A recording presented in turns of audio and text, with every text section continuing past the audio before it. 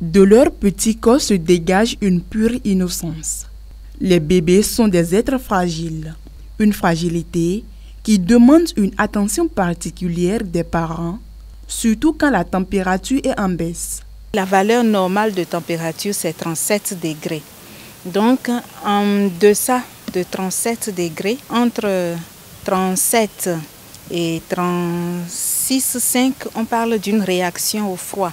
Et en deçà de 36,5, on va parler de l'hypothermie, qui est le terme scientifique qui se traduit par le froid. Pendant cette période de froid, chaque cri, pleur ou comportement du bébé véhicule un message. Les parents doivent veiller à chaque détail. Le froid chez les enfants, ça se manifeste par des frissons. L'enfant commence par grelotter, l'enfant commence par grincer les dents.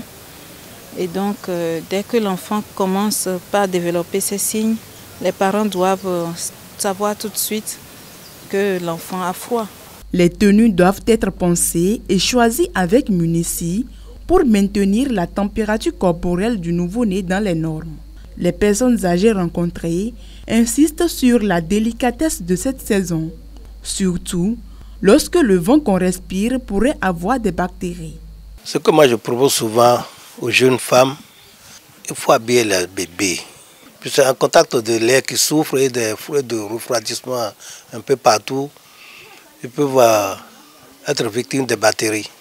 L'enfant peut être en train de s'amuser maintenant et avoir froid dans son corps. S'il fait frais là, il faut mieux de la laisser comme ça.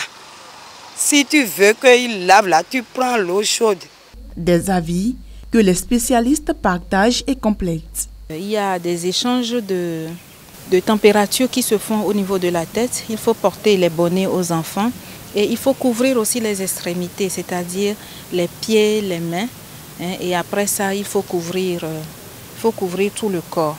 Je conseille surtout aux parents de porter des habits en laine, des habits en coton qui gardent bien les enfants au chaud.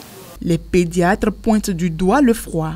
Il est indexé comme le complice des troubles respiratoires chez les bébés. La première maladie que ça peut entraîner chez les enfants, c'est le rhume. Nous avons les rhinites, nous avons les bronchites, nous avons les bronchiolites, qu'on a surtout lorsqu'il fait froid. Ils sont plus sensibles au changement de température. Le froid peut affaiblir le système immunitaire des bébés. Pour les accompagner dans cet exercice, les bains chauds sont recommandés au cours de cette période. Les enfants, leur système de régulation de température n'est pas encore ce que ça devrait être. Il faut chauffer l'eau pour ramener l'eau à la température normale avant de laver les bébés. Et aussi, il faut éviter de laver les bébés au dehors. Chercher une bassine et un seau et laver les enfants à l'intérieur pour que ces enfants-là ne prennent pas froid.